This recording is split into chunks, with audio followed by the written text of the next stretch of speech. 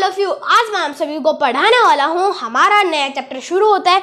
हमने अपना chapter material around us वरना फिर शॉर्टिंग मटेरियल्स इनटू ग्रुप्स ये पूरा कर लिया था। अब हम अपने नए चैप्टर पे आते हैं, journey through the states of water. उसके अंदर आज हम पढ़ने वाले हैं उसका पूरा फुल इंट्रोडक्शन। अब देखिए इंट्रोडक्शन के अंदर क्या होता है, उसका पूरी की पूरी जानकारी हम उसके बारे में पता नहीं करते। इंट्रोडक्शन के अंदर हम उस चीज़ के अंदर उस चीज़ को, ताकि हम उस चीज़ को गहराई से समझ पाए, इसकी वजह से हम इंट्रोडक्शन का यूज़ करते हैं ताकि कोई चीज़ इजीली हम आइडेंटिफाई कर पाए। तो उसके लिए सबसे पहले हमें क्या करना होता है, journey through the states of water के अंदर हमारे चारों ओर आपको वाटर दिखता है। अब स्टेट्स ऑफ वाटर क्यों लगा है यहाँ पे? अब आप सोचते होंगे स्टेट्स ऑफ मैटर होती है, वाटर की स्टेट्स कब से आ गई? वाटर एक यूनिक मटेरियल है जो तीनों स्टेट्स के अंदर पाया जाता है। वाटर तीनों स्टेट्स में पाया जाता है। सॉलिड के फॉर्म में वो आइस की फॉर्म में पाया जाता है, लिक्विड की फॉर्म में वो वाटर खुद की फॉर्म में पाया जाता है, और जब बात की जाए गैस की फॉर्म के अंदर वो स्टीम और वाटर वेपर की फॉर्म में पाया जाता है। इन दोनों में से किसी एक इन दोनों को हम या तो स्टीम भी बोल सकते हैं वरना फिर वाटर वेपर बोलते हैं। वाटर वेपर आइस के अंदर कैसे पाया जाता है? फ्रीजिंग की प्रोसेस के माध्यम से। वाटर वो स्टीम या फिर वाटर वेपर में किसकी फॉर्मेशन से पाया जाता है? इवेपोरेशन से। सॉरी। अब देखिए इसमें आपको क्या करना होता है, आइस है वो वाटर के अंदर कैसे कन्वर्ट होती है? मेल्टिंग की प्रोसेस से। अब देखिए इन सभी की भी अपनी अलग अलग प्रोसेस होती है और उन प्रोसेस के बारे में मैं आपको डिटेलली अगले वीडियो के अंदर समझाऊंगा। अब देखिए वाटर है वो तीन फॉर्म के अंदर पाया जाता है। सबसे पहले वाटर यहाँ पे हम लिख देते हैं, एक बॉक्स में वाटर, इसके अंदर आइस, इस बॉक्स के अंदर आइस, इसके अंदर वाटर और इस बॉक्स के अंदर गैस। अब देखिए ये मेथड है। अगर हमें आइस से वाटर की फॉर्म के अंदर कन्वर्ट करना है तो हम मेल्टिंग का यूज़ करेंगे। कौन से मेथड का? मेल्टिंग का यूज़ करेंगे अगर हमें आइस को वाटर की फॉर्म में कन्वर्ट करना है। और अगर हमें वाटर को आइस की फॉर्म के अंदर कन्वर्ट करना है तो हम कौन सी फॉर्म का यूज़ करेंगे? फ्रीजिंग की फॉर्म का यूज़ करेंगे।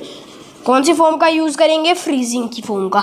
और अगर हमें वाटर को गैस की फॉर्म के अंदर कन्वर्ट करना है, वाटर को गैस की फॉर्म के अंदर, तो हम हीटिंग का यूज़ करेंगे। हीटिंग या फिर बोल सकते हैं हम इवेपोरेशन।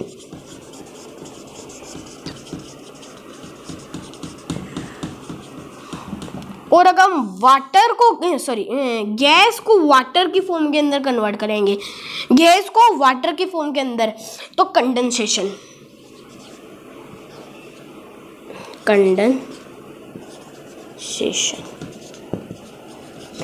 और हम अगर डायरेक्ट गैस को आइस की फॉर्म के अंदर कन्वर्ट करेंगे, डायरेक्ट गैस को आइस की फॉर्म के अंदर, उसको हम बोलते हैं सब्लिमेशन। डायरेक्ट मतलब कि गैस लिक्विड के अंदर चेंज नहीं होती, उसके अंदर सीधा डायरेक्ट गैस जो है वो आइस के अंदर कन्वर्ट हो जाती है। अब देखिए बाद में फिर पाया जाता है वाटर को। वाटर है वो इतनी सारी फॉर्म के अंदर कन्वर्ट हो सकता है। तो वाटर तो भाई मैजिकल फॉर्म है ना, देखो कितने सारे सॉरी यहाँ पे गैस नहीं आएगा, मैंने गलती से यहाँ पे गैस लिख दिया। ओके, इसको आप करेक्ट कर लीजिए अगर आप नोट्स बना रहे हो तो। यहाँ पे आएगा स्टीम भी लिख सकते हो, वरना फिर आप यहाँ पे वाटर वेपर भी लिख सकते हो। ओके, यहाँ पे मैंने गलती से गैस लिख दिया था, यहाँ पे गैस नहीं आएगा, यहाँ पे या तो स्टीम आएगा वरना फिर वाटर वेपर आएगा। और अगर आपको वाटर वेपर की स्पेलिंग नहीं आती तो मैंने पीछे अगर आपको ये वाटर वेपर की स्पेलिंग नहीं दिखती है तो आप पीछे वहाँ पे देख लेना, वरना फिर देखो अब मैं क्लियर ही लिख देता हूँ। अब देखिए उसके बाद में क्या होता है कि हमने अब ये पूरा का पूरा इंट्रोडक्शन के अंदर ये तो पढ़ लिया। बाद में फिर क्या होता है कि हम क्या करते हैं, वाटर है वो हमारी अर्थ के ऊपर कितने पार्ट के अंदर पाया जाता है? 3/4 पार्ट जो है हमारी अर्थ का वो पूरा का पूरा वाटर से ही कवर्ड रहता है। मतलब कि 70% के अप्रॉक्स के अंदर वाटर है।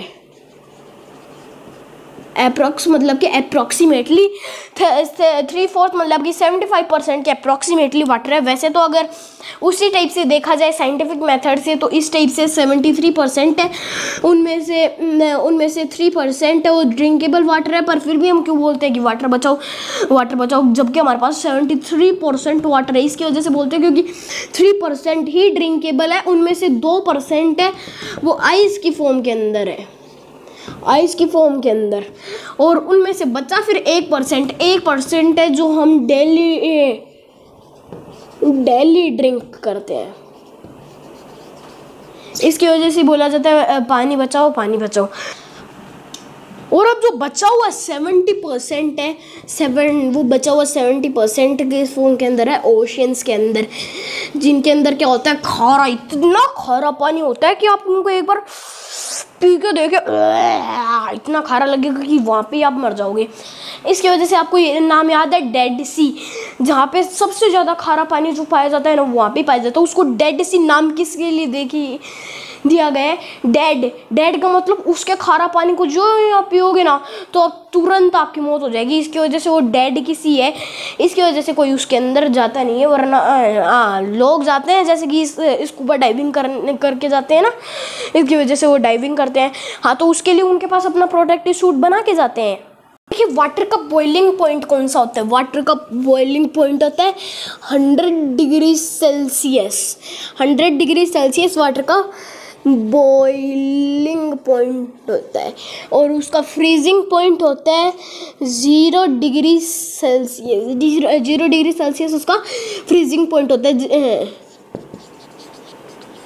Freezing point. ओके, तो आज के लिए इतना ही। जय हिंद, जय भारत। मिलते हैं अगले वीडियो में। Bye bye, I love you.